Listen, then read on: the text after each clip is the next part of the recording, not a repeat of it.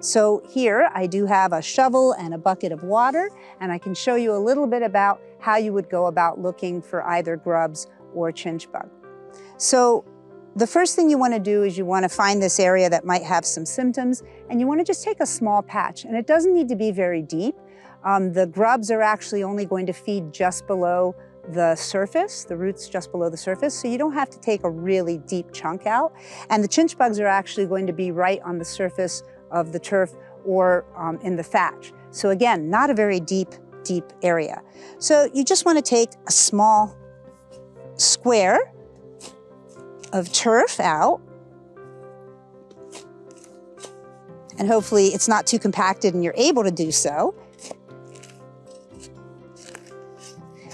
And when you take that chunk out, you just want to kind of peel through. And what you're trying to do here is peel through the soil and right down through to the thatch as well. Now, sadly, I checked out a few places and there's nothing here that has grubs, so I can't actually show you an example of one, but you should be pretty familiar with what they look like. They're little C-shaped white insects. They almost look worm-like.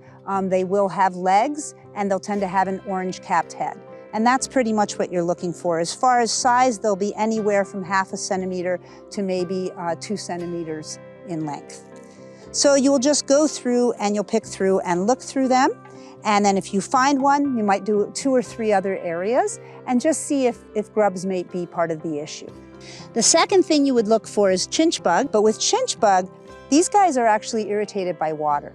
So what you're trying to do is you're trying to saturate the soil around an area of turf and get them to come up from the thatch and come to the surface where you can then actually look for them through that turf. So there are 2 ways to do this. One would be actually on the site without removing a chunk of turf.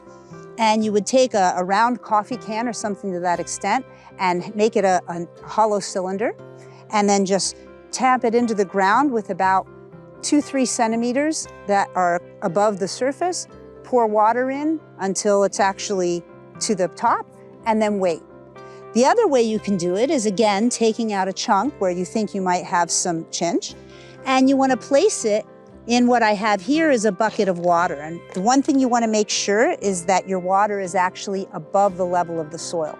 What we're trying to do here is we're actually trying to force those insects to come to the surface. So this is a bit easier in some ways than trying to find that coffee can. Just let it sit for a while, and usually after about 5 to 10 minutes, if you do have chinch, you'll find they'll actually start floating around in that water because they're trying to escape that moisture. So both of those are really good ways to check for the presence of insects. As far as the other insects, a lot of it is just getting on your hands and knees and looking through to the thatch area and seeing what you have. Crane fly is another one that you would actually look the way I was doing with grubs, but you'd focus more on the thatch. So the last pest really is looking for diseases or pathogens that cause diseases. And thankfully, those aren't much of an issue on home lawns.